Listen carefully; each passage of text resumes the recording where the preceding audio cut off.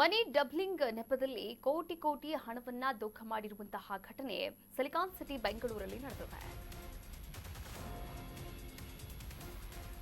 ಮನಿ doubling ನೆಪದಲ್ಲಿ ಕೋಟಿ ಕೋಟಿ ದೋಖ ಮಾಡಲಾಗಿದೆ. ರಾಜೇಶ್ ಕಾಮತ್, ಮಧು, ನಾಗೇಶಪ್ಪ ವಂಚಕರಾಗಿದ್ದಾರೆ. ಎಐ ರೋಬೋಟ್ ಟ್ರೇಡಿಂಗ್ ಹೆಸರಲ್ಲಿ ವಂಚನೆಯನ್ನ ಮಾಡಿದ್ದಾರೆ. ಸಿಲಿಕಾನ್ ಸಿಟಿ ಬೆಂಗಳೂರಲ್ಲಿ ಕೇಳಿ ಬಂದಿರುವಂತಹ ಆರೋಪ ಇದಾಗಿದೆ. Crystal AI robot trading platform. ಈ ಪ್ಲಾಟ್ಫಾರ್ಮ್ನಲ್ಲಿ ಕೋಟಿ ಕೋಟಿ ಹಣವನ್ನ ವಂಚನೆ ಮಾಡಲಾಗಿದೆ. ಕಳೆದ 2 ವರ್ಷಗಳಿಂದಲೂ ಕೂಡ ಜನರಿಗೆ ಈ 3 ಜನರ ಟೀಮ್ ವಂಚನೆಯನ್ನ ಮಾಡ್ತಾ ಬಂದಿದೆ. ಆದರೆ ಕೊನೆಗೂ ಕೂಡ ವಂಚನೆ ಬಯಲಾಗಿರುವಂಥದ್ದು. ಇಡೀ ರಾಜ್ಯ ಸೇರಿದಂತೆ ದೇಶದಲ್ಲಿ ಹಾಗೆ ವಿದೇಶದಲ್ಲಿದ್ದವರಿಂದಲೂ ಕೂಡ ಹೂಡಿಕೆಯನ್ನ ಮಾಡಲಾಗಿರುವಂಥದ್ದು. ಆದರೆ ಹೂಡಿಕೆ ಮಾಡಿದಂತಹ ಎಲ್ಲರೂ ಕೂಡ ಹಣವನ್ನ ಕಳೆದುಕೊಂಡಿದ್ದಾರೆ. ಹಣ ಕಳೆದುಕೊಂಡವರಲ್ಲಿ ಬಹುಪಾಲು ಕರಾವಳಿಯವರೇ ಸೇರಿದ್ದಾರೆ ಎನ್ನುವಂತಹ ಒಂದು ಮಾಹಿತಿ ಕೂಡ ಹೊರಗೆ ಬಿದ್ದಿರುವಂಥದ್ದು. ಇನ್ನು ಕೆಂಗೇರಿ ರೈಲ್ವೆ ನಿಲ್ದಾಣದ ಬಳಿ ಇತ್ತು ಈ ಒಂದು ಕಚೇರಿ. ಆಗ ಜನರಿಂದ ಲಕ್ಷ ಹೂಡಿಕೆಯನ್ನ ಮಾಡಿಸಿ ಪಂಗನಾಮವನ್ನ ಕೂಡ ಹಾಕಿದ್ದಾರೆ.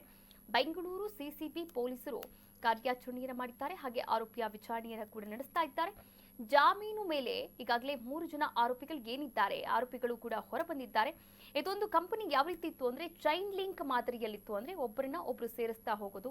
ಒಟ್ಟಾರೆಯಾಗಿ 50 ಜನರು ಮೋಸ ಹೋದಂತಹ ಈ ಜಾಲದಲ್ಲಿ ಕಾರ್ಯಾಚರಣೆಯನ್ನ ಕೂಡ ಮಾಡಲಾಗಿದೆ. 200 ದಿನಗಳಲ್ಲಿ ಮನಿ ಡಬ್ಲಿಂಗ್ ಮಾಡ್ಕೊಡ್ತೀವಿ ಅಂತ ಹೂಡಿಕೆ ಮಾಡಿದಂತಹ ಎಲ್ರಿಗೂ ಕೂಡ ಉಂಡೆ ನಾಮವನ್ನ ಹಾಕಿದ್ದಾರೆ. ಏಜೆಂಟ್ ಅವರನ್ನ ನೇಮಿಸಿಕೊಂಡು ವಂಚನೆಯನ್ನ ಮಾಡ್ತಾ ಇದ್ರು ಈ 3 ಕದಿಮರು. ದುಬೈನಲ್ಲಿ ಕಚೇರಿಯನ್ನ ತೆರೆದಿದ್ರು. ನೆಟ್ವರ್ಕ್ ಬಿಸ್ನೆಸ್ ಇದು ಅಂದ್ರೆ ಒಬ್ಬರಿಂದ ಒಬ್ಬರಿಗೆ ಲಿಂಕ್ ಆಗಿರತಕ್ಕಂಥ ಒಂದು ಕಂಪನಿ ಆಗಿರುವಂಥದ್ದು. ಹೆಚ್ಚಿನ ಲಾಭದ ಆಸೆಗೆ ಜನರು ಮೋಸ ಹೋದಂತಹ ಘಟನೆ ಸಿಲಿಕಾನ್ ಸಿಟಿಯಲ್ಲಿ ನಡೆದಿದೆ. ಕೆಂಗೇರಿಯಲ್ಲಿ ಆಫೀಸ್ ಕೂಡ ಇತ್ತು. ಈಗಾಗಲೇ 3ರನ್ನ ವಶಕ್ಕೆ ಪಡೆಯಲಾಗಿತ್ತು. ವಿಚಾರಣೆ ಕೂಡ ನಡೆಸಲಾಗಿತ್ತು. ಆದರೆ ಆ 3 ಕೂಡ ಬೇಲ್ ಮೇಲೆ ಹೊರಗೆ ಬಂದಿದ್ದಾರೆ.